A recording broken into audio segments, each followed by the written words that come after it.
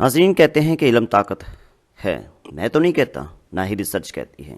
چلیں دیکھتے ہیں کیسے، کیونکہ ہمیں یہ اکثر بتایا جاتا ہے کہ علم طاقت ہے، حقیقت میں ایسا نہیں ہے۔ علم معلومات کا نام ہے، یہ ایک امکانی طاقت ہے، امکانی طاقت۔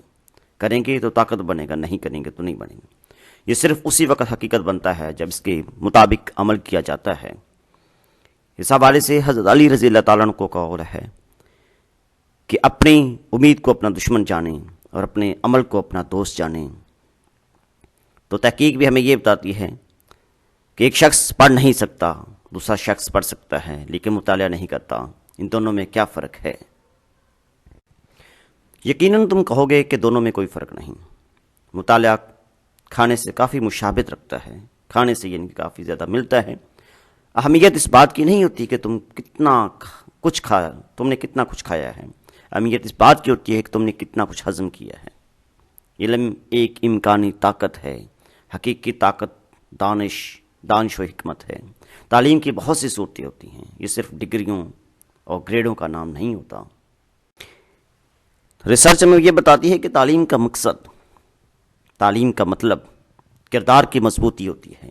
تعلیم کا مطلب ضبط نفس ہوتا ہے، اچھے طریقے سے سننا ہوتا ہے، سیکھنے کا شوق پیدا کرنا ہوتا ہے۔ ہمارے ذہن پٹھوں کی طرح ہوتے ہیں جو کہ پھیلتے اور سکڑتے ہیں۔ ان کے طاقتور ہونے کا انحصار اس پر ہے کہ ہم انہیں کس طرح استعمال کرتے ہیں۔ ناظرین، ڈیرک بوک نے کہا تھا کہ اگر تم یہ سمجھتے ہو کہ تعلیم مہنگی ہے تو ٹھیک ہے، جہالت خرید لو۔ کہانی آپ کے سامنے پیش کرتے ہیں کہ ایک باپ ان پڑھ ہوتا ہے، بیٹا پڑھا لکھا ہوتا ہے، تو دونوں کی عقل مندی اور دانائی میں فرق دیکھیے۔ ایک آدمی سڑک کے کنارے برگر بیچا کرتا تھا، وہ غیر تعلیم یافتہ تھا، اس لیے اخبار نہیں پڑھتا تھا، اسے اونچا سنائی دیتا تھا اس لیے ریڈیو نہیں سنتا تھا، اس کی بینائی کمزور تھی اس لیے وہ ٹیلی ویژن بھی نہیں دیکھتا تھا۔ تاہم وہ بڑے ولولے کے ساتھ اپنا کام کرتا تھا۔ اس کی محنت اور لگن کی وجہ سے اس کا کاروبار مسلسل ترقی کرنے لگا۔ اس کا بیٹا گریجویشن کرنے کے بعد اس کے کاروبار میں ہاتھ بٹانے لگا۔ بیٹا اخبار بھی پڑھتا تھا، ریڈیو بھی سنتا تھا اور ٹی وی بھی دیکھتا تھا۔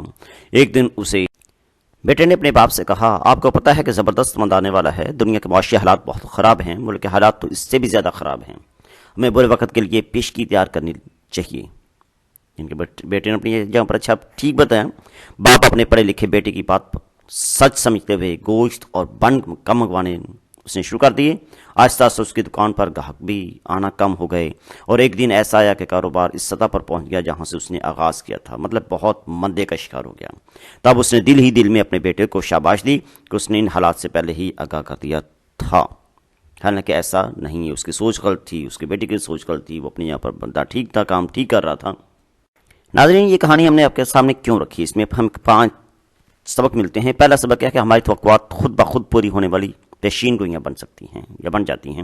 دوسرا سبق ہے اکثر ایسا ہوتا ہے کہ جب ہم ذہانت اور اندازہ لگانے کی صلاحیت کو غلطی سے ایک سمجھ لیتے ہیں، ان کے ہم اپنی ذہانت کا استعمال نہیں کرتے، صرف اندازے کے بنیاد پر فیصلے کرنے شروع کر دیتے ہیں تو ہمیں نقصان ہوتا ہے۔ تیسرا سبق ایسا ہوتا ہے کہ کوئی شخص اعلیٰ ذہانت کا مالک ہو لیکن وہ صورتحال کے بارے میں درست اندازہ لگانے کا اہل نہ ہو۔ چوتھا سبق ہمیں یہ ملتا ہے کہ ہمیں احتیاط کے ساتھ ساتھ مشورہ لینا چاہیے اور مستقبل کے بارے میں خود اندازہ لگانا چاہیے۔